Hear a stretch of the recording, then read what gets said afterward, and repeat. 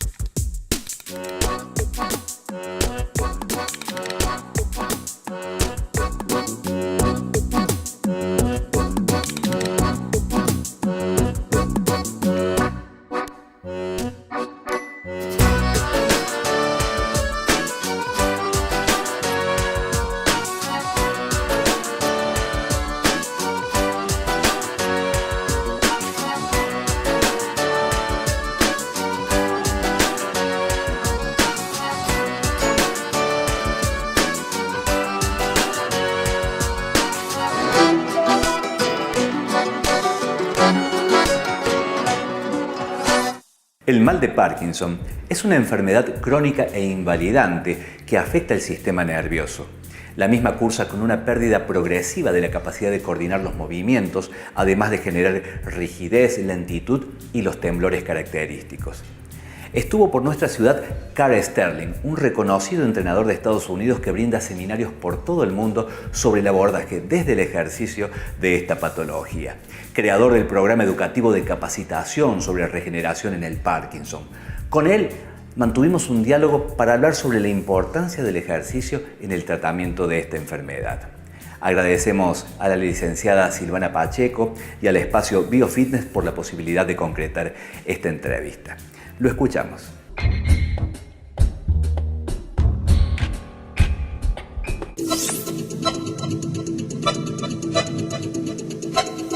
So in Parkinson's disease, as many neurologists would say, exercise is half the battle. Medication is very important, but movement, exercise, training the body and training the brain is of primary importance so that we can keep people active, work towards improving stability, mobility, strength, rotations, and reduce fall risk, and also hopefully slow down disease progression. All right, through exercise, especially through elevating our heart rate, we can create what is a growth hormone, a protein. It's called brain-derived neurotrophic factor, or BDNF. And as that circulates in the brain, data and evidence and research shows that that helps to slow down disease progression.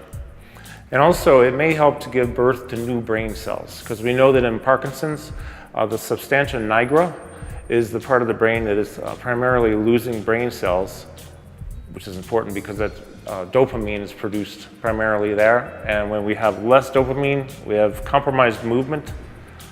So if we can slow disease progression, slow progression of dying brain cells, then this is going to help very likely to slow down disease progression through elevating the heart rate. That's one way of doing it. How do we, can we manage disease symptoms? Like we know in a person with Parkinson's disease, our number one concern is, I want to say it in Espanol, falls, caídas, right? Falling down. We don't want them to fall down. So what we do is basically it comes down to training the brain to be a better, let's say, multitasker. We do all kinds of cognitive training during focused movement to help the brain develop as a better, more efficient multitasking mechanism to help our body reduce fall risk. And let's say we can multitask, dual task better. Overall, just improve movement, stability, and mobility, and quality of life. Okay, so the whole program is designed to do this. We know that in the United States, in a lot of places in Europe and in Mexico, and I think many countries around the world where I travel, there is a gap between where healthcare or insurance coverage perhaps cuts off and functional life for the person with Parkinson's. My goal is to fill that gap with an education that helps them to know what to do, learn what to do, and then to actually be able to do it. When they walk out of the workshop, even on Saturday, day one, they're going to know things that they can do immediately that are going to help with movement and reducing fall risk.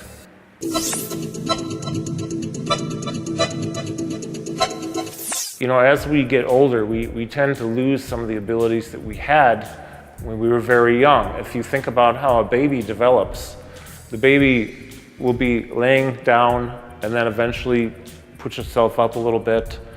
Eventually it gets onto all fours, and then it crawls, and then it pulls itself up, and then it stands, and then it walks eventually. And this takes a while, maybe a year, right? Well, for people with Parkinson's, we're concerned about falling. I have a question that I ask with every person with Parkinson's is, what's your first challenge of the day when you wake up in the morning? Sometimes it's rolling over in bed, and they can't do it. So we teach them how to roll.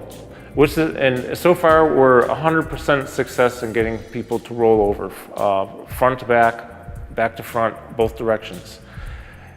This fundamental skill, when it is given back to them, not only gives them the skill, but also improves their mood.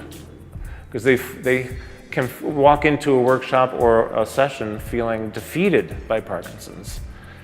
But now, when they learn how to roll over again, they feel like fighters. They feel the spirit that they're going to fight, and they can do more than they realized. And it gives the caregiver a break, right? So we'll do a lot of things on the floor because we want the floor to be our friend. The floor is our amigo, because if we're on the floor, we need to learn how to navigate the floor. So we go through primal movements of going from on the floor in case they fall, rolling, up on the fours, crawl, pull ourselves up, and hopefully put ourselves in a safe position. And actually what's really good about that is that it's really good for our bodies. It's good for our muscles. The muscles we usually never use. We don't use them like that as adults. But the more we do use them like that, the better it is for us. So that's another thing we do. There's more.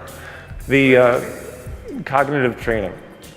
So when we look at things like people with Parkinson's, oftentimes they have a tendency to have a stooped over posture, forward head, so the center of gravity is forward. We work on gradually improving posture. We don't want to do it too fast because they can't usually adjust to a new center of gravity quickly. But we know that when we have better posture, we have better movement. We move more optimally. So we work towards posture, but also as we're working towards posture, we're doing various forms of exercise. It could be jumping through an agility ladder with 2 legs, or there's so many things we can do exercise-wise. Look at focused movement, but at the same time we do the focused movement, we're doing a cognitive thing. For example, we have like 4 different types of cognitive that we do. We have direct recall, so maybe I have them walking a figure-8 pattern while I'm playing catch with a ball, and then I say the alphabet, or how do you spell Cordoba? How do you spell Cordoba backwards? How do you spell Argentina? How do you spell Argentina backwards? While we're playing catch and they're walking or jumping. Another one would be spatial. We can have them doing a focused movement similar to what I just said and say, okay, tell me, how do you get from here to your doctor's office, or from here to your house, or here to your favorite restaurant? A spatial type of cognitive training that activates the cerebellum and other brain areas differently than direct recall. The third one is called decision making. And those boxing gloves, we can put on gloves. And if I say right, you hit right, right, left, left. All kinds of things we do. maybe we progress and say, when I say right, you hit left. So I say right, left, right, left. And there, I mean, you can be real creative with this. And then the fourth one, last one, is called problem solving. And this is a combination of decision making and spatial, I would say. This would be like, I have an obstacle, and I have to figure out, how am I going to get it on the other side of it? I'm going to go over it, under it, around it, or through it. Kind of like parkour, right? So they have to think, they have to make a decision, and they have spatial things. One of the things we really like about that is because when people with Parkinson's approach like a threshold in a surface or a surface change in the floor or a doorway, they may freeze. So if we get them used to going through objects and maybe doorways and this and that, and over obstacles or around or through or under, then this helps to improve their ability to do that so that they will freeze less, hopefully. Many times they freeze less. So basically, to summarize that whole thing, they're doing a focused movement and they have to think at the same time. Research shows that this helps to develop new neuron and synaptic firing patterns in the brain. And those synapses, those firing patterns, as they wire together, like neurons that fire together, wire together, the more of these overlapping patterns we have, the better we are at multitasking, dual tasking, and less chance of falling. So that's the summary.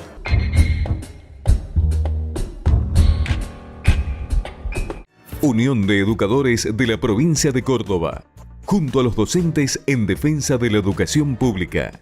Consejo de Médicos de la Provincia de Córdoba, cada día más cerca.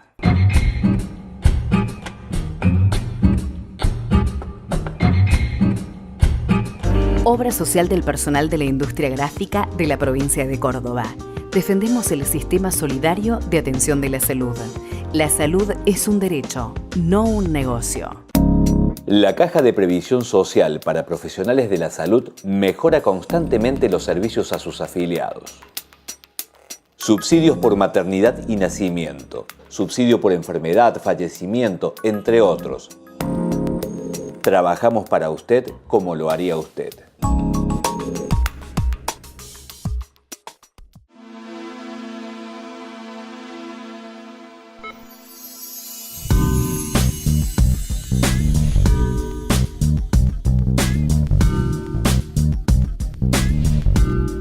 Con la Secretaría de Género y Derechos Humanos de la UPC lo que ofrecemos son espacios con modalidad de taller para docentes, para equipos docentes o para estudiantes e incluso para comunidades y también por ahí con organizaciones que articulan con escuelas para reflexionar sobre todo lo que tiene que ver con la educación sexual integral en el sentido más integral que la ley prevé, como es la prevención de la violencia de género, las sexualidades, la diversidad, digamos, en todo ese abanico donde la ley nos obliga a garantizar el derecho para nuestros estudiantes. En esos espacios estamos trabajando ya desde hace como 3 años.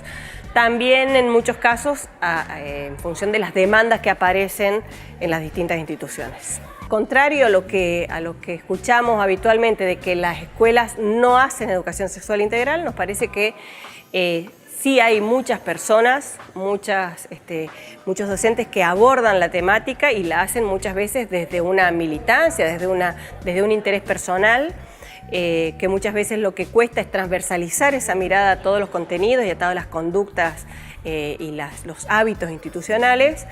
Y en general lo que vemos es como una enorme curiosidad y mucho alivio a la hora de poder plantear y hablar sobre las dudas, los temores que generan. Nosotros siempre, bueno, con el equipo mencionamos esto de que nosotros somos una generación del repollo, que nadie nos enseñó sobre educación sexual integral y que de pronto nos toca el desafío de enseñarlo. Entonces me parece que poder generar espacios de diálogo, de confianza, donde no haya una bajada de línea, sino simplemente contar lo que dicen las leyes, los argumentos que se han construido y receptar cuáles son las mayores inquietudes, me parece que lo que genera es alivio y muchas preguntas. Siempre nos quedan muchas preguntas dando vueltas. Además de estas instancias de taller en las instituciones, lo que me parece muy importante destacar es que el gremio docente se haya propuesto incluir en la formación de sus delegados y delegadas un módulo que hable específicamente del trabajo y el género, de todo lo que tiene que ver con las desigualdades, básicamente de las feminidades, y también de lo que implica la diversidad y de lo que implica la sexualidad en el ámbito del trabajo. Yo creo que eso debe ser, yo no sé si el único gremio que se lo ha planteado como una instancia de formación metódica, sistemática y amplia para sus dirigentes, que bueno, que me parece que es fundamental, sobre todo en el contexto que vivimos.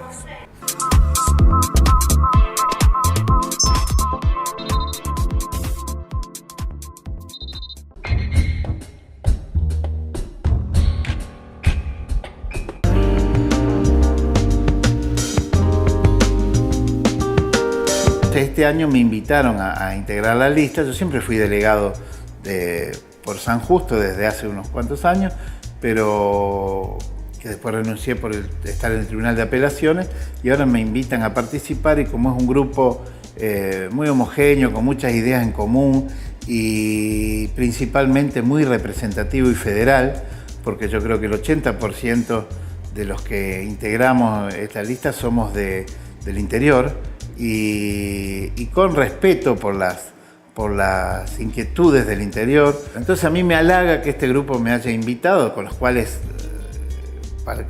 compartí muchas cosas y muchos proyectos, pero bueno, ahora me invitan a participar ya desde más adentro. Así que estoy agradecido y muy ansioso. Soy un apasionado de lo que hago, entonces muy ansioso en poder volcar todo lo que uno ha aprendido y devolverlo, y sobre todo a la comunidad médica.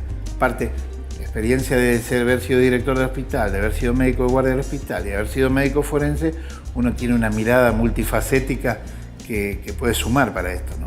Yo creo que a la vista está un edificio que, como pocos en los últimos años, pueden hacer un edificio bien ubicado, abierto a toda la comunidad médica y con una estructura importantísima, con un montón de aulas que antes debíamos andar alquilando, sin haber vendido el otro edificio que tiene un valor importantísimo y que está destinado a hacer más obras que se debatirán después en su momento, pero sobre todo la mayoría de los proyectos que hay es apuntado a la capacitación. Se han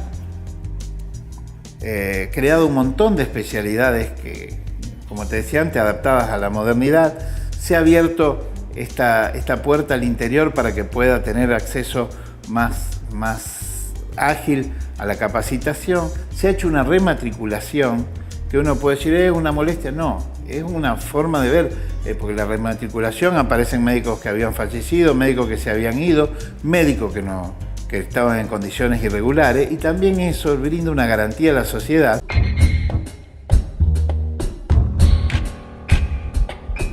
Unión de Educadores de la Provincia de Córdoba, junto a los docentes en defensa de la educación pública.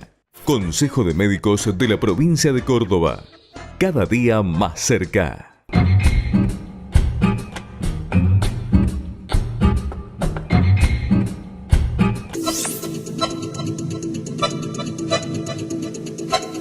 Uno cuando habla de adolescencia ya per se parece que estuviera hablando de un espacio, de un momento complejo, lleno de problemáticas. Difiero bastante con quienes caen en el lugar común de que adolecen, pero sí, por ser una etapa donde se conforman en diversas esferas, tienden a aparecer, digamos, problemáticas nuevas, ¿no? Que trascienden a ese niño anterior. ¿Qué es lo que aparece como problemático en nuestra adolescencia? Lo primero que aparece como problemático en la adolescencia es la visión que los adolescentes reciben de nosotros los adultos. Es algo muy importante a tener en cuenta. Pensar, justamente comparto la idea que vos comentabas recién, pensar que la adolescencia no es adolecer o falta de, sino es un momento de múltiples potencialidades. Entonces debiéramos como adultos acompañar y entender la adolescencia desde ese lugar. A veces tendemos a pensar que los principales factores de riesgo están, por ejemplo, en los mismos grupos de pares. Y muchas veces el mayor factor de riesgo está en la falta de acompañamiento y atención que los adultos le brindamos a los adolescentes, ¿sí? Porque están creciendo, para ellos el cuerpo que un adolescente tiene hoy no es el mismo que el que va a tener mañana y no ha sido el mismo que el que tuvo ayer. Su núcleo de amigos, sus centros de referencia, sus emociones, sus capacidades, es todo tan cambiante, tan permanentemente fluctuante que necesitan, requieren y es vital un acompañamiento. Por eso también es importantísimo que podamos ubicarnos en el lugar de adultos, y yo utilizo una palabra que a mí particularmente me parece importante, que es adultos, cuidadores y guardianes. Me parece que estimo que es una función muy importante, y a partir de ahí podemos, adolescente, familia, adolescente, comunidad, empezar a visibilizar aquellas situaciones que pueden sí ser un potencial riesgo. Claro, y en esto que planteas de cuidadores y guardianes, de todos modos implica un límite como muy delgado y se presta por ahí a la malinterpretación, ¿no? Exactamente. A ver, planteabas esta idea de, no ni idea, esta concepción de entender la adolescencia justamente como un periodo nuevo, lleno de múltiples cambios, de encontrarse con un nuevo cuerpo y también una nueva psiquis que empieza a modificarse y a cambiar. Pero al mismo tiempo tiene un adulto cuidador a cargo, que viene de un esquema formativo de un adolescente de otro tiempo, digamos. No hay forma que un padre no sea extemporáneo a su hijo adolescente. Exacto. Entonces, digamos, no solamente se encuentra ante sus cambios, sino también ante un contexto que no lo comprende ni lo contiene. Exactamente, un contexto que va como en una cuestión atemporal, como en dos carriles distintos, y en eso también es importantísimo comprender que nosotros como adultos, seamos padres o acompañantes de adolescentes, porque podemos ser educadores, docentes, profesionales que acompañamos a un adolescente o a un grupo de ellos, entender que las pautas en las que fuimos criados y el mundo en el que fuimos criados y en el que hemos crecido nosotros no es el mundo que nuestros adolescentes tienen hoy. Entonces de ahí viene esta cuestión, por ejemplo, del uso de las tecnologías. Esto de demonizar, de demonizar la tecnología y de pensar que un adolescente que está con un teléfono, con una tablet o frente a una pantalla, eso es sistemáticamente un potencial riesgo y un potencial peligro. En realidad es un recurso siempre y cuando sea tomado como tal y siempre y cuando ayudemos y enseñemos que es una herramienta. Y que como es una herramienta también puede dar muchísimos beneficios y también ser un factor de riesgo que puede no solamente, valga la redundancia, poner en riesgo la salud física, sino también la emocional y no solo la propia, sino la colectiva, por dar un ejemplo. Y en esto del rol de los padres con respecto a la adolescencia, me parece que la conducta como más habitual ante este adolescente que no lo entendemos, no comprendemos su contexto, ni sus conductas, ni su nueva cultura. Ante el desconocimiento talla la vieja norma de volvernos autoritarios. Exacto. El entender que el autoritarismo o la forma de amor rígido, citando a Rutud, es como la forma de educar al adolescente. Esto de en esta casa se hace lo que yo digo y punto, por ejemplo, hay normas que no se transgreden, límites súper rígidos. Entender fundamentalmente que lo correcto sería marcar pautas y no límites. Las pautas de acompañamiento en la crianza de un adolescente, en la vida de un adolescente, permite comprender que es una cuestión de ida y vuelta, que hay un feedback, que tus necesidades me importan y a vos te importan las mías, que lo que vos te pasa a mí también me importa y entenderlo desde ese lado.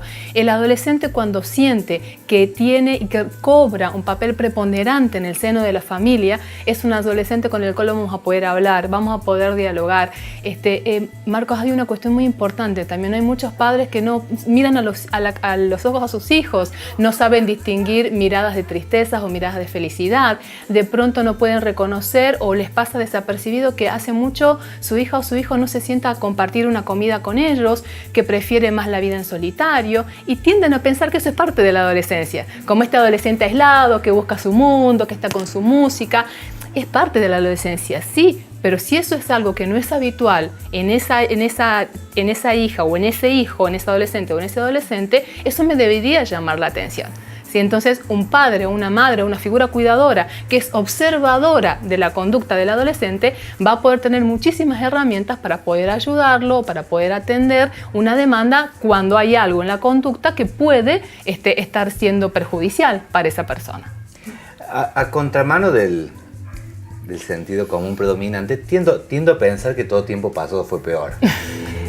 Y cuando veo los nuevos adolescentes, pienso en todo, así como algunos ven como que se ha perdido, yo siento que se han ganado muchas posibilidades de comunicación y de diálogo, que están abiertas otros canales de comunicación que los aprovechamos o no, pero que el adolescente de hoy nos ofrece innumerables posibilidades de comunicación que antes ni siquiera se pensaban, ¿no? Esto del esquema autoritario, las cosas son así, punto, y no hay posibilidad de diálogo. Algunos siguen aferrados y piensan que volver a viejos sistemas es la solución de la adolescencia de ahora, como si la adolescencia no hubiera sido siempre conflictiva por sí misma, ¿no? En todas las épocas. Entonces idealizamos viejas adolescencias.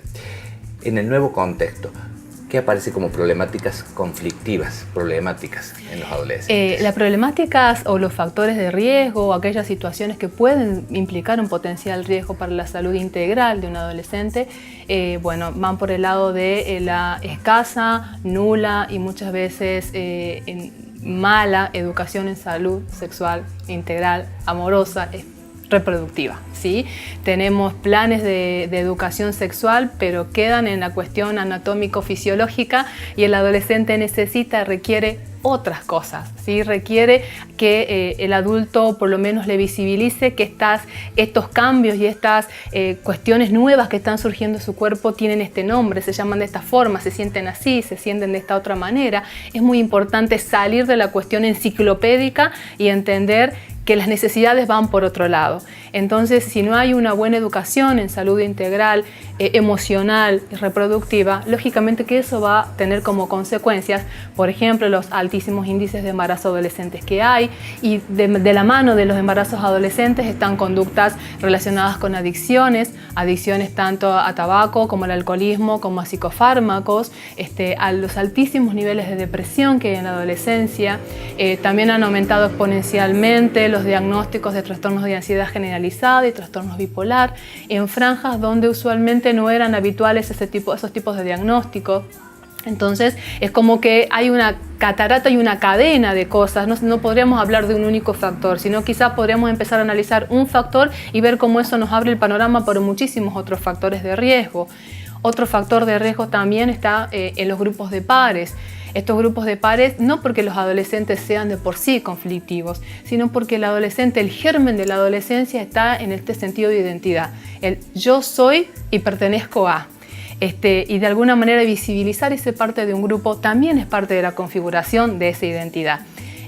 Los grupos de pares algunas veces tienen conductas que colocan en riesgo, son potencial riesgo, y si el adolescente no es acompañado y escuchado desde la casa, desde el hogar o desde el lugar donde sea contenido por un adulto, bueno, estos grupos de pares le van a ofrecer lo que este adolescente necesita, un sentido de pertenencia. ¿Sí? Aunque ese sentido de pertenencia implique hacer algo que ponga en riesgo su propia integridad física, mental, emocional, etc., ¿no?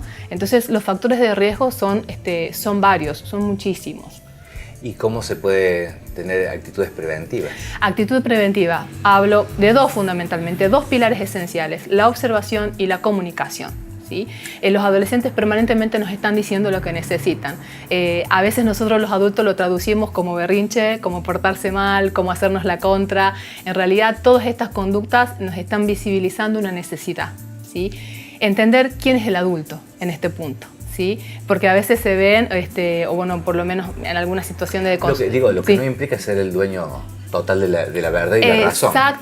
Exactamente, porque no se trata de ver quién enseña qué cosa, sino que estamos aprendiendo entre los dos, porque un padre o una madre con un hijo o una hija adolescente está aprendiendo a ser padre o madre de una hija o un hijo adolescente. Sí. Es una cuestión, como decía recién, bidireccional, es un ida y vuelta. Y cuando el adolescente se siente escuchado, no aconsejado, no cuestionado, es un adolescente que tiene mayor apertura. El adolescente no le abre su puerta emocional a cualquier persona.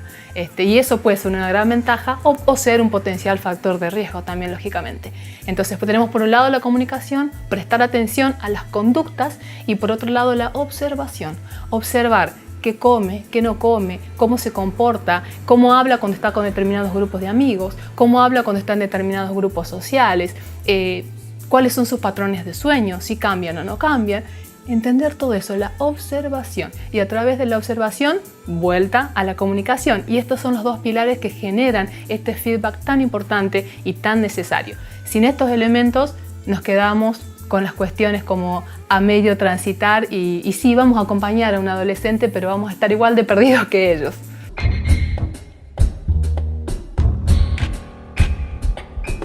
Unión de Educadores de la Provincia de Córdoba, junto a los docentes en defensa de la educación pública. Consejo de Médicos de la Provincia de Córdoba, cada día más cerca. Una vida dedicada a la salud merece dignidad y reconocimiento.